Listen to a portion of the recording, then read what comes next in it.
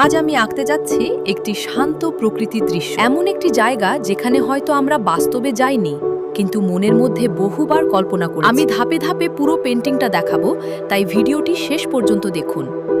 আর এমন painting tutorial পেতে চাইলে চ্যানেলটি সাবস্ক্রাইব করে রাখতে পারেন। প্রথমে আকাশ দিয়ে শুরু করছি। আকাশ আঁকার সময় আমি সব সময় রংগুলোকে ভালোভাবে ব্লেন্ড করার চেষ্টা করি। এখন নদীর পানিতে কাজ করি। নদী আঁকার সময় আমি সব সময় পানির প্রবাহের দিকটা মাথায়, ব্রাশের স্ট্রোকও সেই দিকেই রাখার চেষ্টা করি। পানিতে আকাশের রঙের সামান্য প্রতিফলন যোগ করলে পানিটা আরো সুন্দর দেখায়। নদী আঁকতে আমার সবচেয়ে ভালো লাগে।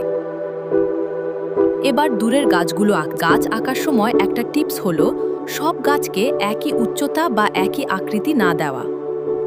প্রকৃতিতে কোনো গাছই একরকম হয় না, তাই ছোট বড় বিভিন্ন স্ট্রোক ব্যবহার করলে গাছগুলো অনেক বেশি ন্যাচারাল দেখায়। এই গাঢ় সবুজ গাছগুলো যোগ করার সময় আমার মনে হয় প্রকৃতি যেন নিজের হাতে ছবিটাকে ধীরে ধীরে পূর্ণ করে তুলছে। এখন ঘাসের অংশে কাজ করছি। ঘাস আঁকার সময় শুধু একটি সবুজ রং ব্যবহার না করে হালকা আর গাঢ় সবুজ একসাথে ব্যবহার করলে জায়গাটা অনেক বেশি জীবন্ত দেখায়। এবার ছোট্ট ঘরটি আঁকছি। ঘর আঁকার সময় জানালা আর ছাদের ডিটেলগুলো ধীরে ধীরে যোগ করছি। একটা টিপস হলো ঘরের এক পাশ একটু গাঢ় আর অন্য পাশ একটু হালকা রাখলে আলো ছায়ার ইফেক্ট আসে। এই ছোট্ট ঘরটা দেখলে আমার মনে হয় হয়তো এখানে এমন কেউ থাকে যে প্রতিদিন সকালে পাখির ডাক আর নদীর শব্দ শুনে ঘুম থেকে ওঠে। আর একটা কথা, ঘর আঁকার সময় অবশ্যই একটা হালকা স্কেচ করুন, তার উপর ছাদের পার্সপেক্টিভ ঠিক রাখুন, দেয়ালে লাইট আর ডার্ক শেড ব্যবহার করুন, আর শেষে ছোট ছোট ডিটেল যোগ করুন। এই কয়েকটা বিষয় মেনে চললেই আপনার পেইন্টিংয়ে অনেক বেশি সুন্দর দেখাবে। একপাশে ছোট ছোট গাছ এঁকে প্রাকৃতিক সৌন্দর্য আরো বাড়িয়ে দিচ্ছি। সবুজ মাঠ দেখলে আমার সব সময় এক ধরনের শান্তি অনুভব হয়। মনে হয় ব্যস্ত জীবন থেকে একটু দূরে কোথাও দাঁড়িয়ে আছি। যখন সাদা ক্যানভাস ধীরে ধীরে একটি সম্পূর্ণ দৃশ্যে পরিণত হয়, তখন মনে হয় রংগুলো যেন নিজেরাই একটা গল্প বলছে। আর এটাই পেইন্টিংয়ের সবচেয়ে সুন্দর দিক। কয়েকটা রং, একটা ব্রাশ আর একটু কল্পনা, এই তিনটি জিনিস মিলেই তৈরি হয়ে যায় একটি নতুন পৃথিবী। আশা করি আপনাদের ভালো লেগেছে। পেইন্টিং আঁকার সময় তাড়াহুড়া না করে ধাপে ধাপে কাজ করুন।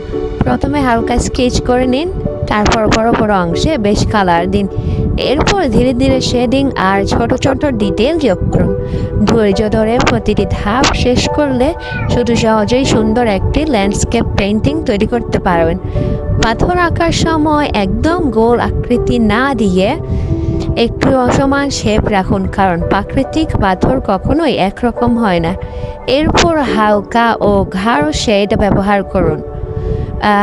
হালকা ও শেড গাঢ় ব্যবহার করলে আলো ছায়া ফুটিয়ে তোলে। সবচেয়ে নিচের অংশে একটু গাঢ় রং দিলে পাথরগুলো আরও বাস্তবসম্মত এবং ত্রিমাত্রিক দেখাবে। এবার আঁকছি কয়েকটি পাইন গাছ। পাইন গাছ আঁকার সময় নিচ থেকে উপরে উঠতে উঠতে ডালগুলো ধীরে ধীরে ছোট করুন। পাতাগুলো একসাথে না এঁকে ছোট ছোট স্ট্রোকে আঁকলে গাছটি অনেক বেশি বাস্তবসম্মত দেখায়। সবশেষে হালকা আর গাঢ় সবুজের মিশ্রণ এখন গাছের পাতাগুলোতে হাইলাইট যোগ করছি। হাইলাইট দেওয়ার সময় খুব বেশি রং ব্যবহার না করে শুধু কিছু নির্দিষ্ট জায়গায় দিলে পাতাগুলো উজ্জ্বল দেখায়।